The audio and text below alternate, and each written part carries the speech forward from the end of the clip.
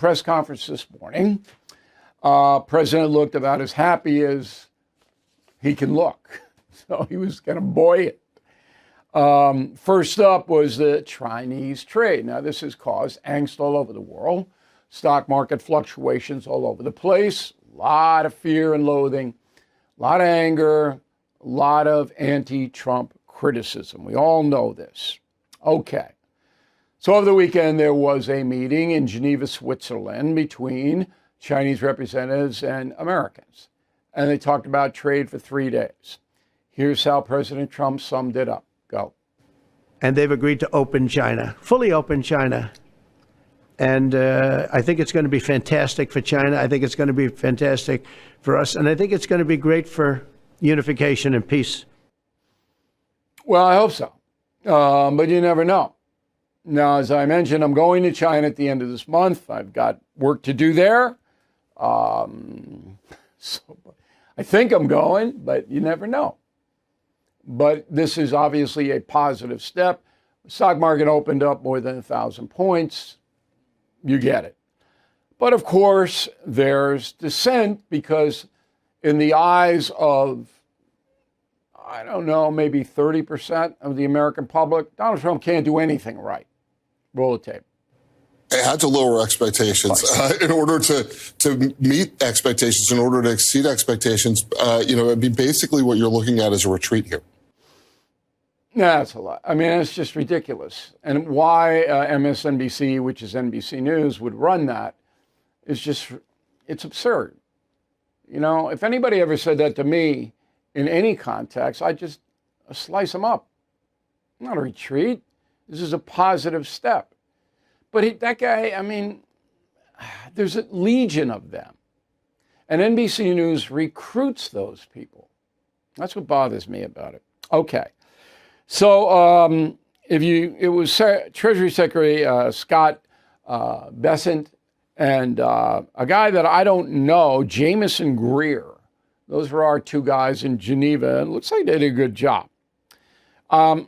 You can read, Wall Street Journal is probably best at this, all of the 145% tariff drops to 30, drops to 15. I'm not going to bother you with that.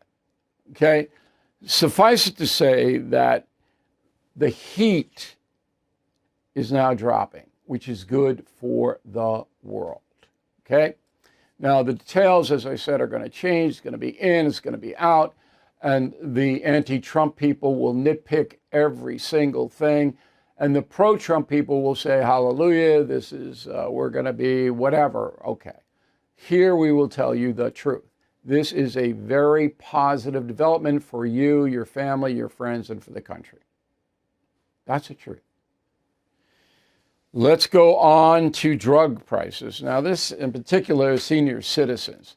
This only has to do with Medicare and Medicaid because feds pay money to the states and they have drug prescriptions in that package.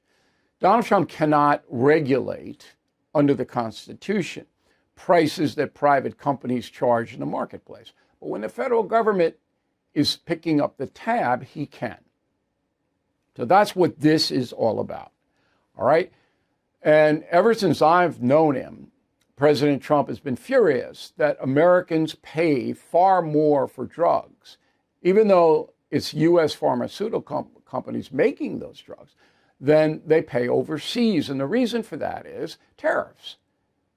That the Belgium and France and Greece and all the countries all over the world will not take those drugs from the U.S. companies unless the price is fixed. And the price is negotiable, but it's much lower than what we pay. Here's President Trump today. Go. Whoever is paying the lowest price, that's the price that we're going to get. So remember that. So we're no longer paying 10 times more than another country. Whoever is paying the lowest price, we will look at that price and we will say that's the price we're going to pay. Most favored nations. That's what it is.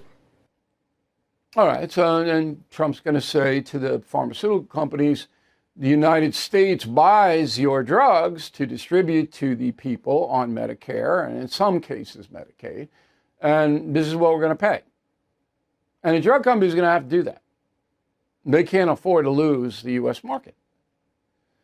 Okay, this is an extraordinarily good thing for Americans and for senior citizens, because this thing has been out of control for a long time. Of course, the Trump haters, they don't like it. Go. Well, let's be clear. God created the Republican Party in order to deliver tax cuts for billionaires and big corporations. So I will take with many grains of salt the idea that Donald Trump is actually going to do something on drug prices. Well, he's probably dumber than the first guy. And it's a race to the bottom. Look, pal, you're a congressman from Pennsylvania. And if you are that dumb, you should resign. He's already done it. He already signed the executive order on it. Are you that dumb? I guess you are. His name, that guy, is Brendan Boyle. It's ridiculous. Okay. So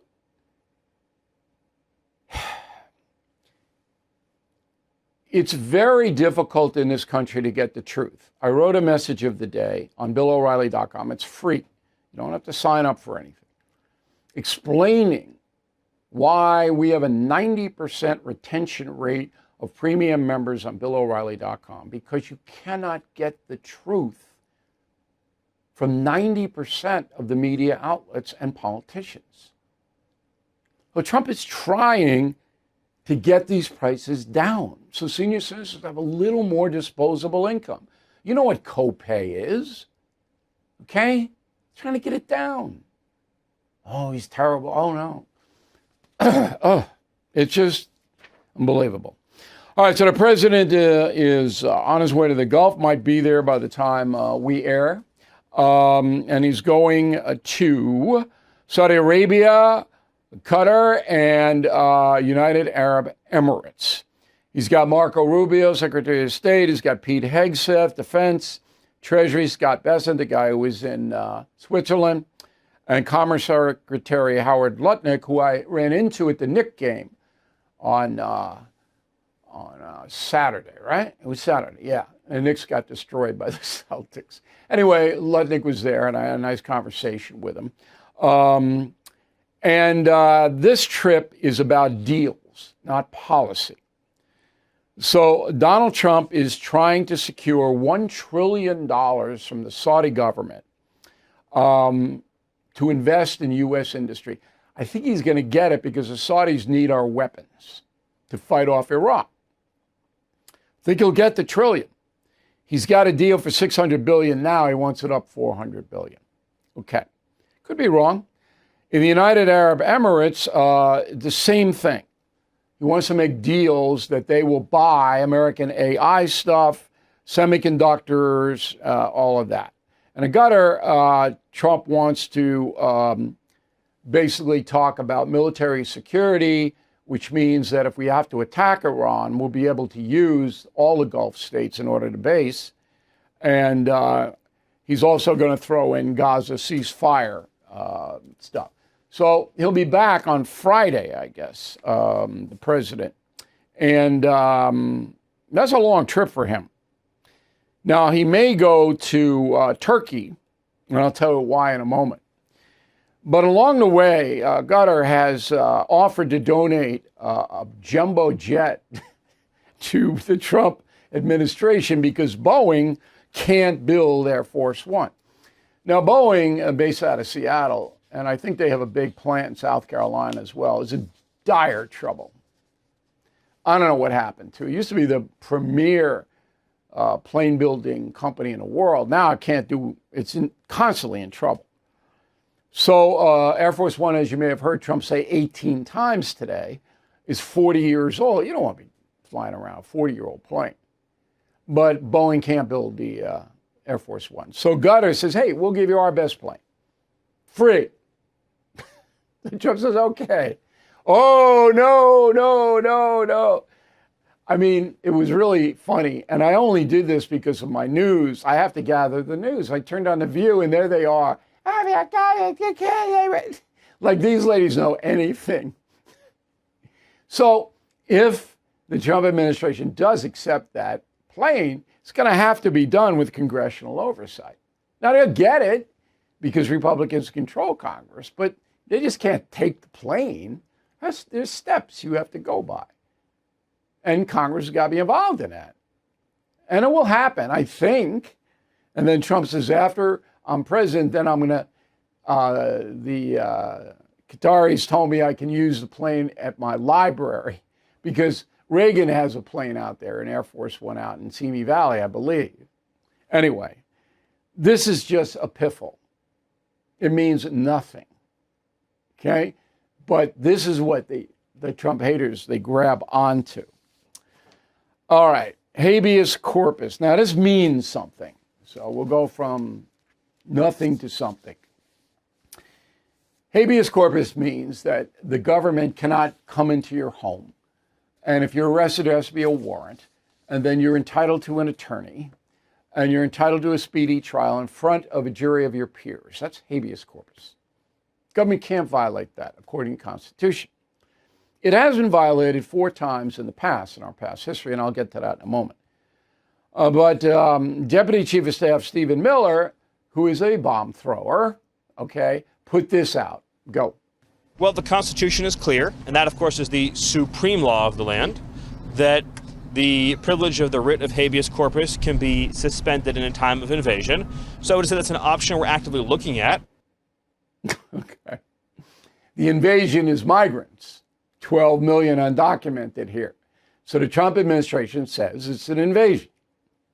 Supreme Court going to say that? I don't think so. But I could be wrong. Okay? But that's what Trump administration said. We're invaded. We were invaded. Now, we weren't really invaded because President Biden invited them in, allowed these people to come in. That's the problem the Trump administration and Miller had. So this wasn't, guys, just storming the walls. Biden said, hey, come on in. I don't care. We're not going to obey immigration law, my administration, for 4 years. We're not obeying it.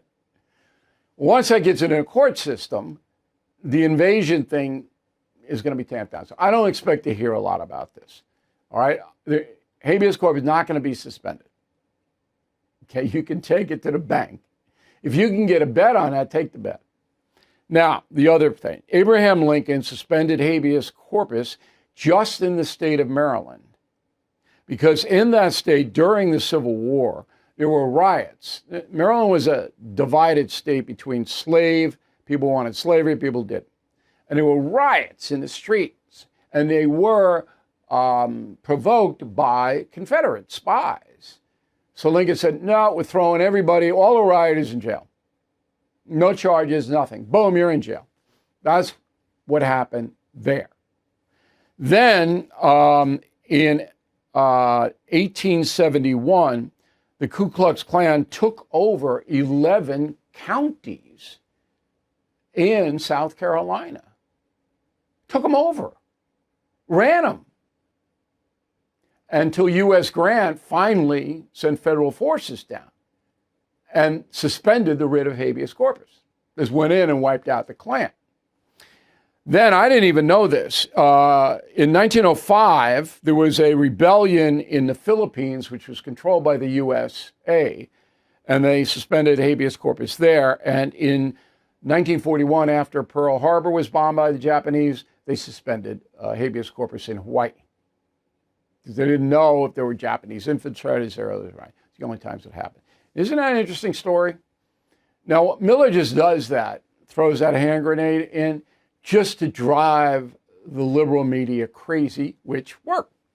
And then Miller goes out and has a nice dinner. That's what the Trump administration does. Thank you for watching. Make sure you subscribe to my YouTube channel and follow me on X. Look for @Bill O'Reilly.